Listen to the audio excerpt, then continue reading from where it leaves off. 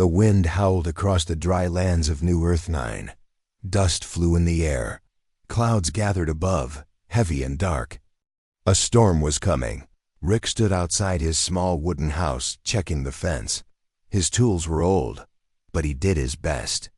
His hands were rough, and his shirt was torn at the shoulder.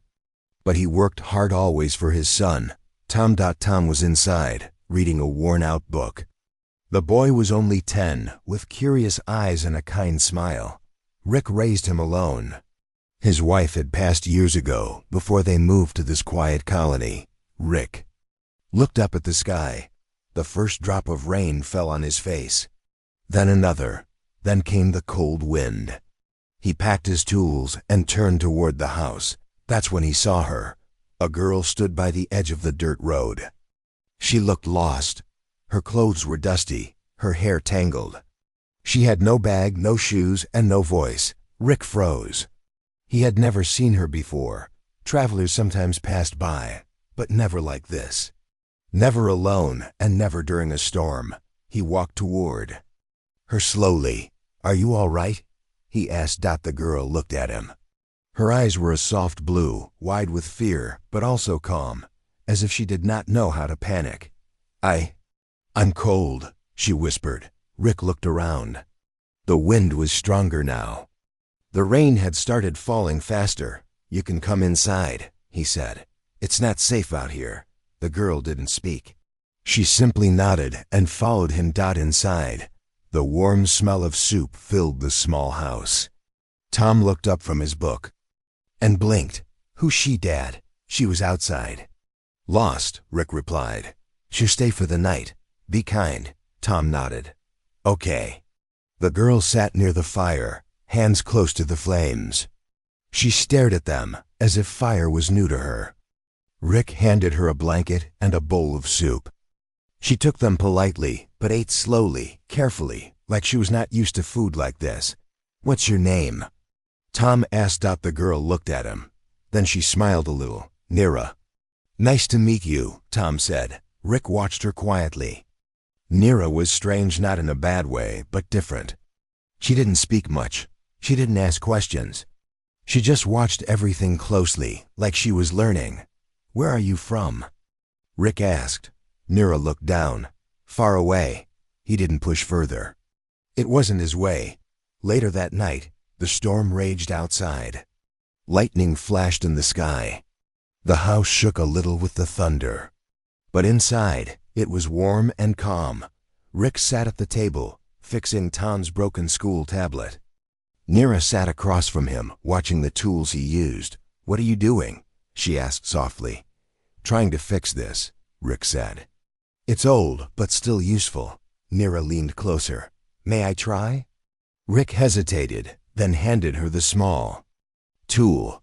She picked it up the wrong way at first, then turned it around and looked at the tablet carefully. Her fingers moved slowly, but with strange focus. After a few seconds, the screen lit up. Tom gasped. "She fixed it," Rick stared. "How did you do that?" Nira looked confused. "I don't know. It just felt right." Rick narrowed his eyes slightly. Something was off, but he didn't say it out loud. That night, Rick gave Nira a bed near the fireplace. He took the couch. Tom slept in his own room. Rick couldn't sleep. He looked out the window at the rain. His mind was full of questions. Who was Nira? Where had she come from? Why was she walking alone on a back road in a storm? He didn't have answers. But something told him she needed help. He looked over at her. She was asleep now, peaceful like a child. A soft blue glow flickered for a second from under her blanket. Rick blinked. It was gone. Maybe it was his tired eyes. The next morning, the storm was over. The air was fresh and the sun was rising. Rick made breakfast. Tom chatted happily with Nira, telling her about school, about their farm drone, and the treehouse he wanted to build. Nira listened closely. She seemed amazed by small things, how the toaster worked, how the water came from the tap, how toast tasted. "Is this normal?" She asked Rick. "What is?" "All this, the food, the talking, the helping." Rick looked at her for a long moment. "It's just life," he said. "Ours, at least." She smiled again. "It's nice." He nodded. "You're welcome to. Stay another night if you need." Nira looked out the window. "Just one more." Rick nodded again. He didn't notice the small blinking light under her collar. It blinked 3 times, then faded. Far above, in orbit around New Earth 9, a ship picked up a faint signal. A lost beacon. A woman in a sharp uniform stood over a console. Her eyes narrowed as she read the signal data. "She's alive," the woman said. "And she's not alone." The sun rose gently over the hills of New Earth 9. Morning light touched the fields around Rick's small home. Birds flew in the sky, and the air was fresh after the storm. Inside the house, Rick made tea while Tom got ready for school. Nira sat at the table, her eyes moving slowly from one object to another, watching, learning, thinking. She touched the edge of the table, then the spoon beside her cup, like everything was new. Tom laughed softly. "You act like you've never seen a spoon before." Nira looked at him with a small smile. "I've seen them, but not like this." Rick raised an eyebrow. "What do you mean?" She shook her head. "Never mind." There was a long silence. "Do you remember where you're from?" Rick asked gently. Ira paused. "I don't think I want to go back." Tom left for school soon after. Rick gave him a small bag and a hug. "Be careful. Don't talk too much about Nira." Tom nodded. "I won't. She's our secret guest." Rick smiled. The boy ran off toward the school road, and the house became quiet again. Nira sat by the window. "Your son is kind." "He is," Rick said. "He gets it from his mother." She turned to him. "Is she gone?" "Yes, a long time ago. Before we moved here." Nira looked down. "I'm sorry." Rick shook his head. "Life goes on. We find a way." He began working on the old farm drone. Its right arm was stuck again. Nira walked over and sat near him. "Can I help?" "You can try," Rick said, handing her a small tool. She held it like before, awkward at first. But once again, her hands moved with focus. She touched a few wires, pressed 2 buttons, and the drone's arm moved freely. Rick blinked. "How did you do that?" Nira tilted her head. "I don't know. I just understood it." Rick stepped outside to check the garden. He kept thinking about her. She didn't act like a lost child. She acted like someone from another world, not in a strange or scary way, but like someone who didn't grow up around normal people. Her speech was clean, polite. Her hands were soft, no marks or cuts. Yet she had walked alone through mud, rain, and wind, and she knew machines. Not like someone who studied them, like someone born around them. Rick returned inside. Nira was now reading Tom's school book. It had simple science in it: stars, moons, energy, and old Earth history. "You like reading?" he asked. She nodded. "Yes, it's beautiful." "What is?" "The way humans build things, grow things, fix things. You make something out of nothing." Rick sat across from her. "Nira, where are your parents?" She looked away. "Far. Are they looking for you?" She didn't answer. Her face stayed still, her eyes staring at the book. "I don't want to go back," she said at last. "Not yet." Rick felt her pain. He saw it in her quiet words, in the way her fingers touched the page. Not everyone wanted to return home. Sometimes home wasn't really home. "You can stay," Rick said, "as long as you need." Nira smiled a soft, thankful smile. "Thank you." Far above, in the orbit of New Earth 9, the ship Crown of Light glided in silence. Inside the command room, a tall woman stood still. Her name was Commander Halen. Her face was sharp, and her eyes held no warmth. She stared at the screen in front of her. A faint signal had appeared during the night. It matched the missing beacon of Target A-17. A girl. A very important girl. Halen turned to her officers. "Find her, before they do." "Shall we alert the colonies, ma'am?" No, Halen said. Coldly, keep it quiet. We do not want the public to know the high merchant's daughter is missing. The officer nodded. Halen added, if anyone is helping her, remove them. Back on the ground, Rick and Nira walked together toward the water pump near the edge of the field. The land was dry, but Rick tried to keep it alive. As he checked the pump, Nira looked at the hills around them. It's peaceful here, she said. It is, Rick replied. Not much, but it's home. Why did you choose this place? Because it was far, he said, and quiet. A good place for a boy to grow up. Nira sat on a stone. I never had a place like this. You don't remember? She hesitated. I remember rooms, big ones. Cold ones, many people, but always watching. Me, never talking like you do, never smiling like Tom. Rick thought for a moment. Were they your family? No, just people working for my father. So you do have a father? Yes, but not like you. What's he like? Nira's voice dropped. He is rich, powerful, always busy, always far. And your mother? I don't know her. Rick felt a heavy silence between them. Nira's words came like soft rain, gentle, but full of sadness. That evening, Tom came home and hugged Nira without fear. I told no one, but I missed you. Nira smiled and hugged him back. She didn't speak, but her eyes shone. After dinner, Tom showed her the tree he wanted to climb one day. Nira looked up at it. I could help you build a ladder, she offered. You know how? Tom asked. She laughed lightly. I'll try. Rick watched them from the porch.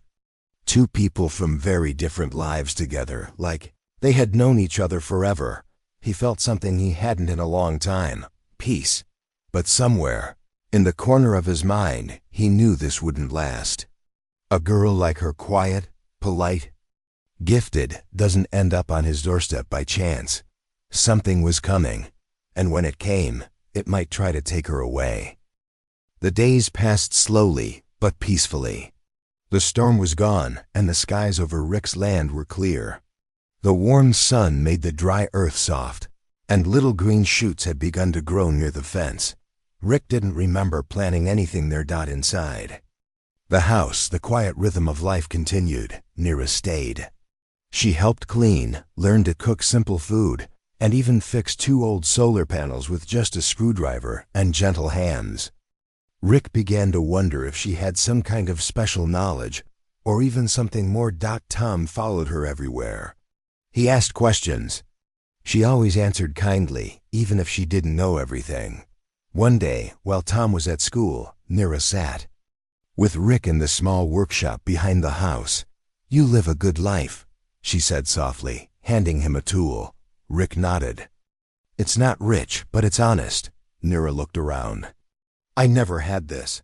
I had walls, machines, robots, but no silence, no sky, no one who cared.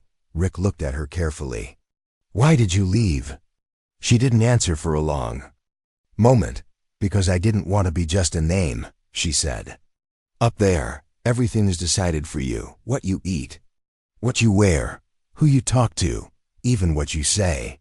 I wanted to know if there was more. Did you find more? Nira looked out at the land. Her voice was calm. Yes, I found kindness. Later that night, after dinner, Rick turned on the old radio system. It was dusty, but he liked listening to colony broadcast or weather updates. As he turned the dial, a strange noise came through. Static at first, then a sharp beep, then a soft voice. Asset A-17. Beacon active. Triangulating location. Confirm visual signal. Intercept in progress. The voice was low and cold. Rick's hand froze on the dial. He quickly turned the volume down. Nira, who had been sitting by the fire, looked up sharply. Her face went pale. What was that? Just some static, Rick said quickly. Old tech. Picks up all kinds of noise. But Nira stood slowly. She walked over and placed her hand on the radio. It's them, she whispered. They're looking for me. Rick's face grew serious. Who's them? Nira looked at him with deep, worried eyes. People from up there. From the Vave ship from my father's world. Far above, in the dark silence of space, the Crown of Light prepared its small intercept shuttle. Inside, Commander Halen reviewed the scan results. Beacon pulsed for 0.3 seconds, an officer said. It's enough to locate her within 2 kilometers. Halen nodded. Prepare the hunters. A pair of tall, silent figures stepped into the shuttle bay. They wore black armor and long coats.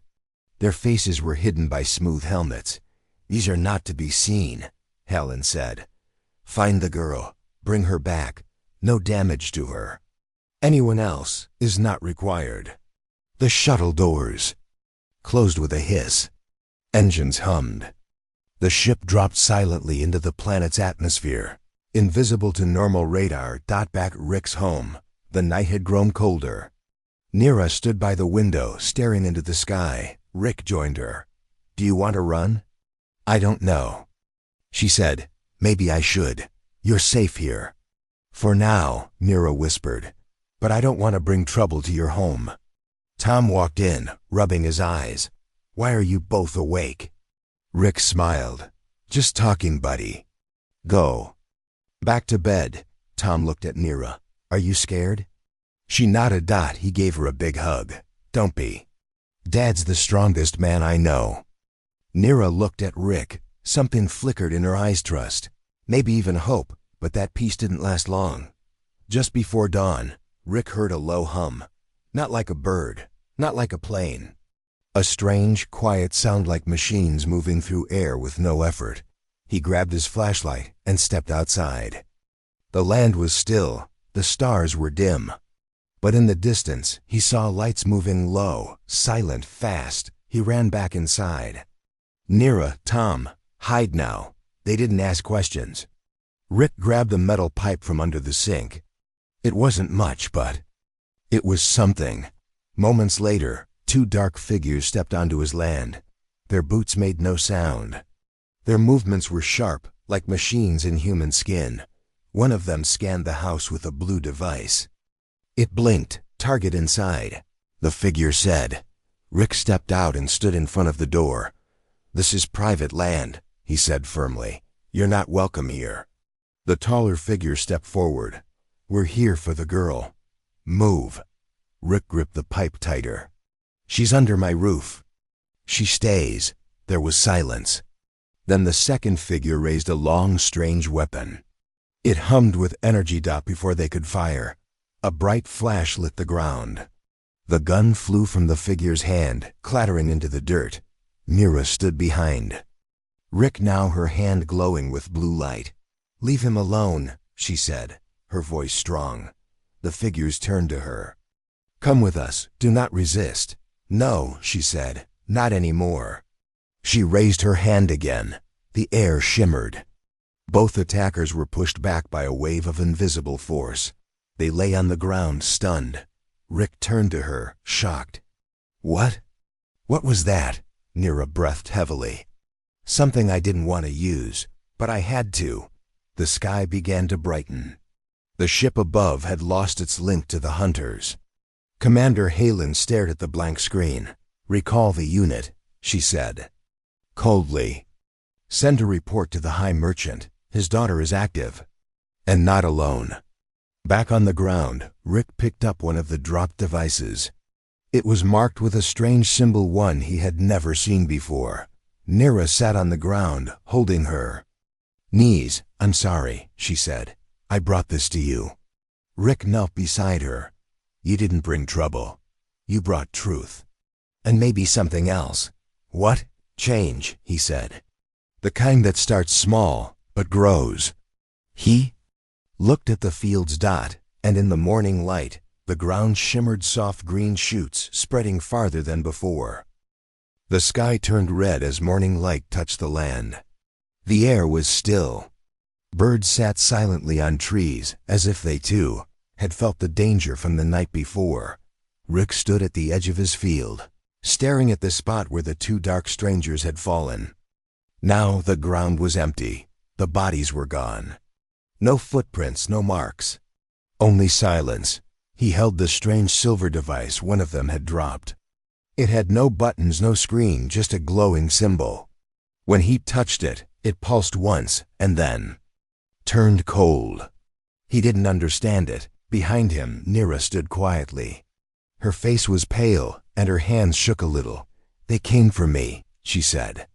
"They'll come again," Rick nodded. "I know." She looked up at him.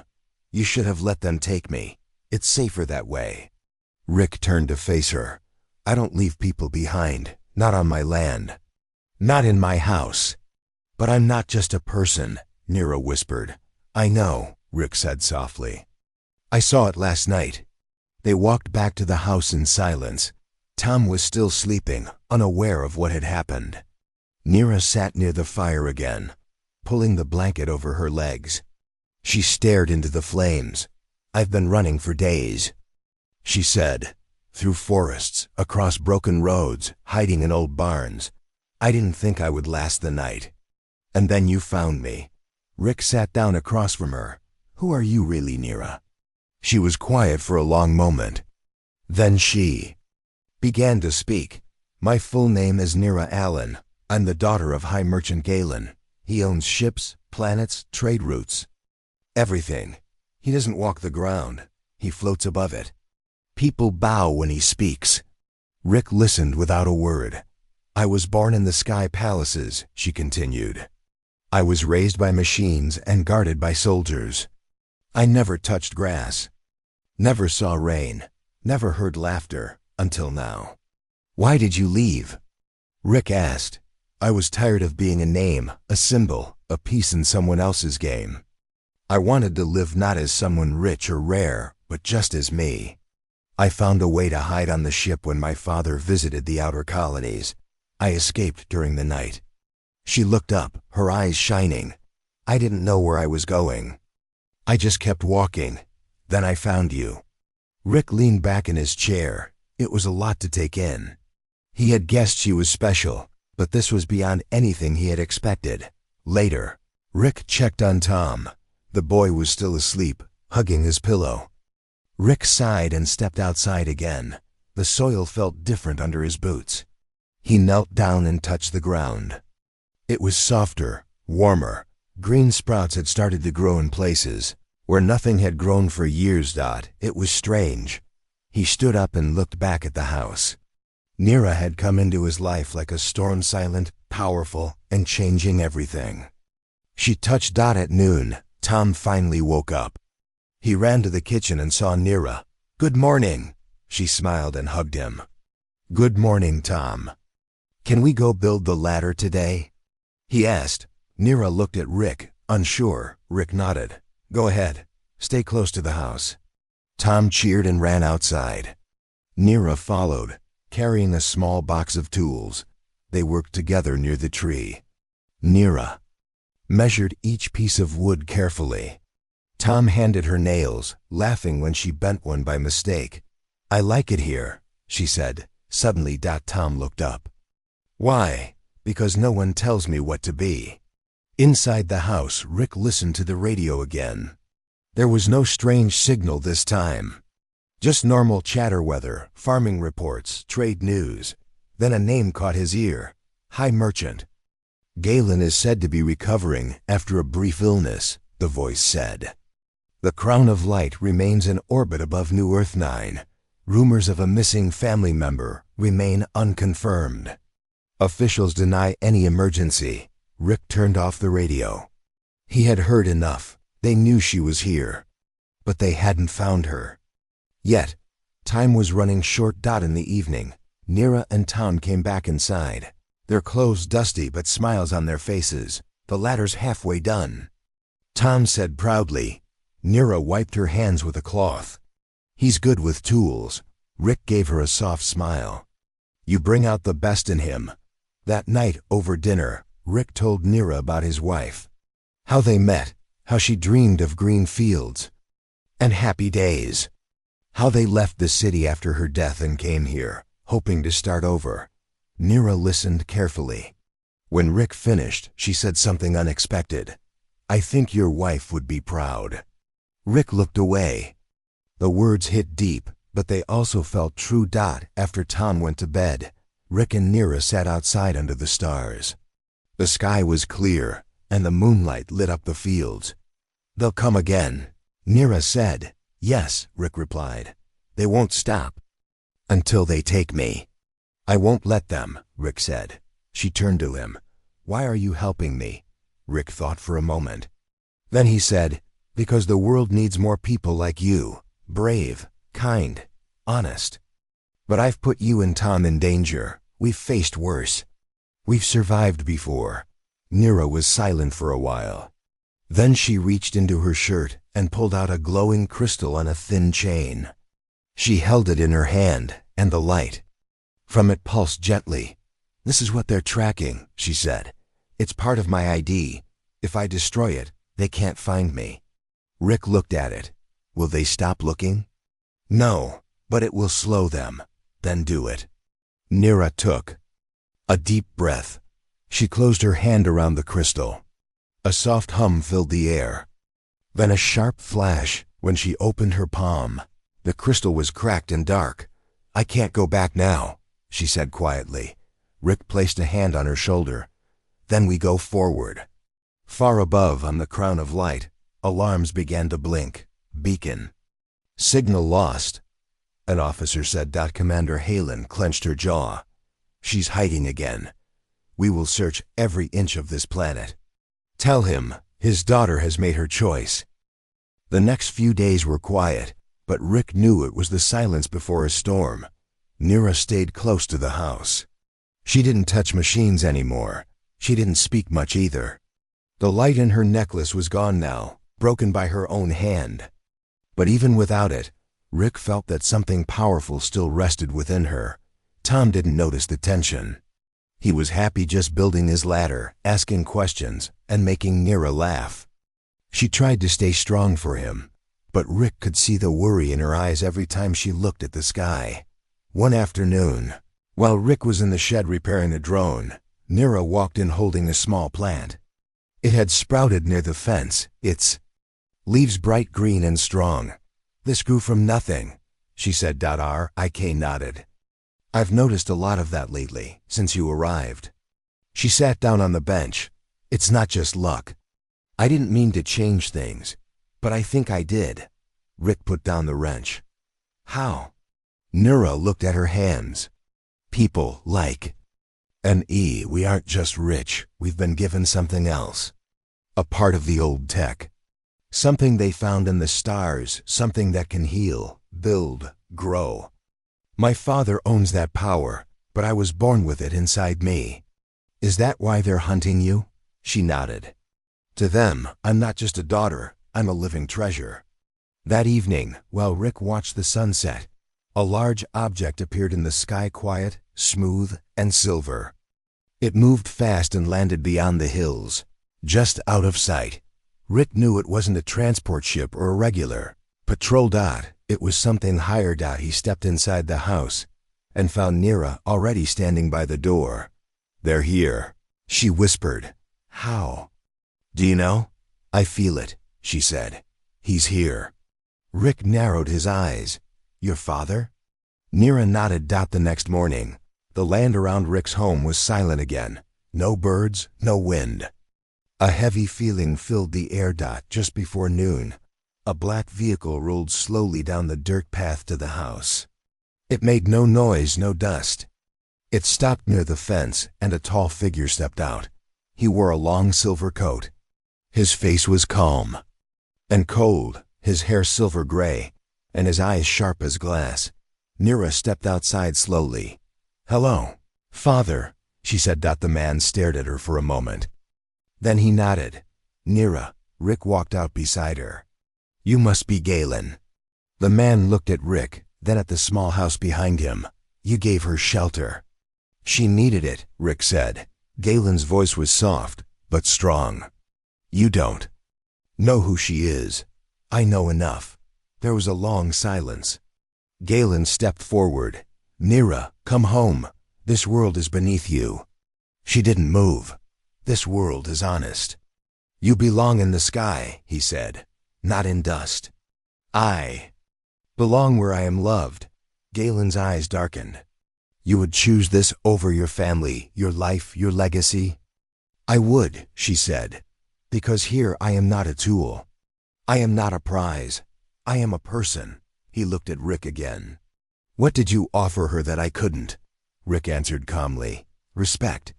Tom peeked out from the window, watching the strange man. He didn't understand everything, but he saw the way Nira stood tall, proud, not afraid.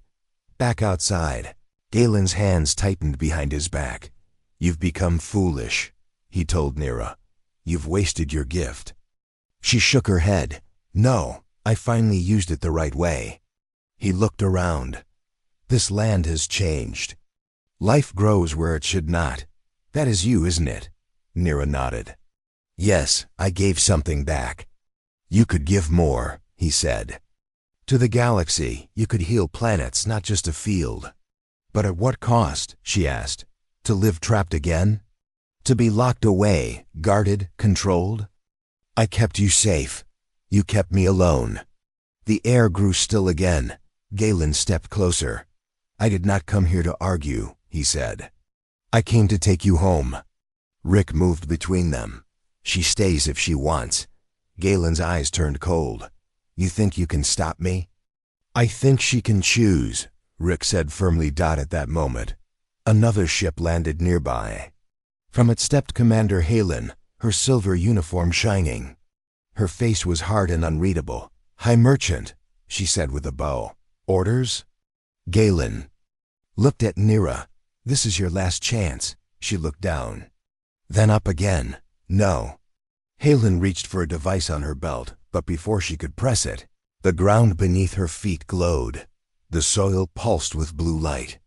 Vines shot up, wrapping around her legs, holding her still. She dropped the device in shock. Nira stepped forward, hands raised. Enough, she said. The air shimmered.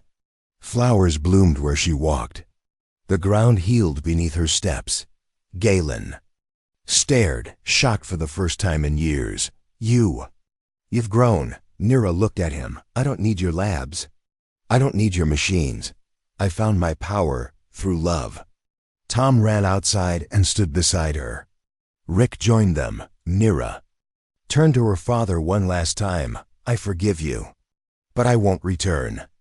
Jalan looked at her, his only daughter, standing not in gold or jewels, but in plain clothes, surrounded by life she had brought to a forgotten land. His voice dropped. Then I have lost you. No, she said. You never had me. Galen turned away. Let her be, he said to Halen. Commander. Halen struggled free from the vines and followed him. As they stepped back into the black ship. Nira watched in silence. The ship lifted into the sky. Rick, Tom, and Nira stood watching until it disappeared. She sighed. And Rick put a hand on her shoulder. You stood strong. I had to. You're free now, Rick said. Yes, she said, smiling softly. And I want to use that freedom to stay. 3 days passed since the black ship left Rick's land. The skies were clear again. Birds returned. The ground was still glowing with life, as if Nira's energy had planted hope into the soil. But peace, like all things, was not forever. Rick woke early, as always, and walked out to the field. Green shoots now covered more than half his land. Corn and beans were already growing tall far faster than they ever should. He knelt and touched the soft earth. It's like magic, he whispered. Behind him, Nira stepped out, holding a cup of tea. It's not magic, she said. Just life, helped along. He looked up at her. You gave us more than shelter or safety. You gave us a new beginning. Nira smiled, but her eyes showed a deep thought. I'm glad I did, she said. But I think it's not over yet. That same morning, a new shuttle appeared, this one small and white, with the seal of the Council of Colonies on its side. It landed far slower than Galen's ship, peaceful, careful. A single officer stepped out, holding a case in one hand and a message tablet in the other. His name was Joran, a middle-aged man with kind eyes and calm steps. Rick met him by the fence. "I'm here to talk, not to take," Joran said right away. "May I come in?" Rick nodded. "If you come in peace, you're welcome." Joran looked around the land with quiet awe. "So this is where she's been." Nira walked out of the house. She wore a simple brown dress, her hair tied back. She looked more like a farmer now than a noble. "I expected guards," she said. "Guns. A team. I'm not here for that," Joran said kindly. "I was sent by the council, not by your father. He gave up his claim when you refused to return." Nira blinked. "So what do you want?" Joran opened the message tablet. "We want to offer you a choice." Inside, they sat together at the table, Rick, Nira, and Joran. "The council has watched your actions," Joran explained. "You used your gift not to harm, but to grow. You healed land, protected life, and refused power. That makes you rare." "I didn't ask for attention," Nira said. "But attention has found you anyway," Joran replied. "Some fear what you can do. Others want to learn from it. The council believes you can help." Rick raised a brow. "Help how?" Joran opened the case. Inside was a seed, small, round, glowing faintly. "This is from a dying colony. Soil there is poisoned. Nothing grows anymore. People are leaving. If you choose to go there, maybe you can save it." Nira stared at the seed. "I've only helped one field," she said. "But it worked," Rick said quietly. "You've already done the impossible," Joran nodded. "The council will give you support, a ship, a team if you want one. You'll be free to decide everything, or you can stay here." Nira looked at Rick, then at Tom, who had just walked in holding a drawing of his new TREHOUS. She was quiet for a long time. "I need to think," she finally said. "JOR," and bowed his head. "Take your time. I will wait outside." That night, the stars shone brighter than usual. Rick and Nira sat together on the porch, wrapped in a quiet silence. "You could change worlds," Rick said. "I just wanted to be free." Nira replied. "You are now," Rick said. "So what will you do with it?" She looked at the fields. "I thought I ran here to hide, but maybe I came here to begin." "You've made this place better," Rick said. "But maybe you were meant to help more than just us." Nira turned her face toward him. "If I go, will you hate me?" Rick shook his head. "No, I'll be proud. And Tom will be too." She smiled. "I'll come back." "I know." The next morning, Nira gave Tom a small gift, a glowing stone with green light inside. "What is it?" Tom asked. "It's a seed," she said. "But not for the ground, it's for your dreams. Keep it close. It will remind you to grow strong and kind." Tom hugged her tight. "You're the best sister I never had," Nira laughed softly. "And you're the best little brother I never asked for." She packed only one bag. The seed from the council, a few tools, and one picture Tom's drawing of the treehouse. Rick walked her to the shuttle. The wind was soft. The sky blue. "You changed us, Nira," he said. "And you saved me." She replied. They stood for a moment, not speaking. Then Rick placed something in her hand, a small wooden carving of a bird. "It's for luck," he said. "It was my wife's. I'll keep it safe," she said with tears in her eyes. Then she stepped into the shuttle. Jorin waited quietly as the door closed. She made her choice. Rick nodded. It was the right one. The shuttle lifted, quiet and smooth. It rose above the fields, above the trees, above the house where a poor man gave shelter to a girl who had never known kindness. Tom waved from the porch, his small hand in the air. And Nira waved back. In the days that followed, Rick returned to work. Tom returned to school. But the land never stopped changing. Flowers bloomed in places where weeds once grew. Crops came in early. The soil held water longer. Rick called it the touch of hope. And sometimes, when the stars were bright, he'd look up and wonder where she was, far away on a new world filled with dry ground and dying trees. Nira stood with her hand in the soil. Behind her were machines and scientists waiting. She closed. Her eyes thought of Rick, of Tom, of home. Then she pressed the seed into the ground, and the earth began to glow. The sky was painted in soft colors of dawn as Rick stood outside his small home. The air was fresh and warm. The field stretched wide, full of green life and flowers that had not grown before. Tom ran out, holding a small box. "Look, Dad." "The ladder is done," Rick smiled. "Good job, Tom. Let's build the treehouse next." Tom's face lit up. He looked toward the big tree near the fence, its branches strong and inviting.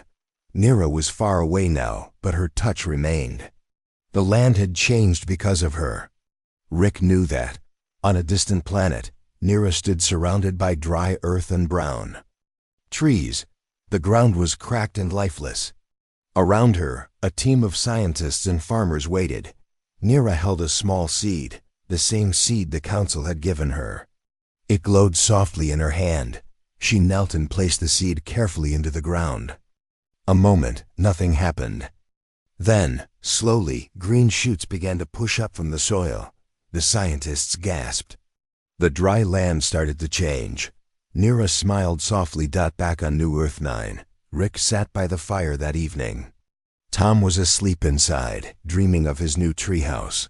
Rick thought about Nira, about the girl who had come from the sky and stayed with a poor man and his son. He had learned many things from her. About courage, hope, and choice. Nira had chosen freedom over power, kindness over fear. Suddenly, the radio crackled to life. "This is Joran from the council. Message for Nira Allen's friends." Rick turned up the volume. "The council thanks Nira for her courage. The lands she touched will grow stronger. The future is brighter because of her." Rick smiled. "She's making the world better." Days turned into weeks. The seasons changed. The field grew full and strong. Tom laughed more. Rick worked harder but felt lighter. One afternoon, as Rick repaired the old drone, he heard a soft knock on the door. He opened it and saw a small, shiny package. No name, just a note inside. "To Rick and Tom, thank you for giving me a home. I will never forget you." Rick held the note close. His heart was full. Far away, Nira looked at the land. She was healing. It was not home, but it was a new beginning. She thought of Rick and Tom often. "I am free," she whispered. "And I will come back when the time is right." For now she would help the dying worlds grow. Back on Earth 9, the sun set, and the stars came out. Rick sat on the porch, watching the night. He whispered to the sky, "Thank you, Nira, for everything." Tom joined him, sleepy but happy. "Will she visit again?" "Maybe," Rick said softly. "But no matter what, she will always be part of our family." And under the wide, quiet sky, hope grew like the green fields around them.